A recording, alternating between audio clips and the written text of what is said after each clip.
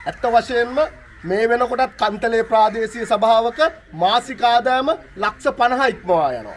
විශේෂයෙන්ම අපේ ඉදිරි දැක්මට අනුව මේ ලක්ෂ 50ක මාසික ආදායම ලක්ෂ 75 කෝටිය දක්වා අපි වර්ධනය කරගන්න අපි සැලසුම් සකස් කරලා තියෙනවා. මෙන්න මේ ආදායම අපි විධිමත්ව සියලු කොට්ටාසවල සියලු ජාතීන් සියලු ආගම් වලට සමානව බෙදී යන ආකාරයට අපි ඒක වෙන් කරලා අපිට රජයේ ප්‍රතිපාදන නොමැතුව අපි කන්තලේ ප්‍රාදේශීය සභාව ගොඩන. කන්තලේ කියන්නේ ගොවි ජනපදයක්. විශේෂයෙන්ම මේ ගොවි ජනපදයේ ගොවියන්ගේ ප්‍රශ්න තමයි ඉතාමත්ම වැඩි.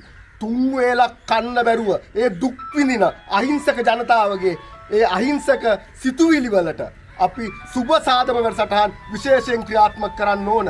විශේෂයෙන්ම අපි දැන් මේ ඉන්න පේරාරු කොට්ටාසේ ගම් වතුර තර්ජන මාර්ග වල අබලන් තත්ත්ව මේවා අපි සකස් කරලා ඉතාමත්ම කෙටි කාලයක් තුල අපි ප්‍රාදේශීය සභාවේ ඒ වර්ධනය අපි පෙන්වනවා.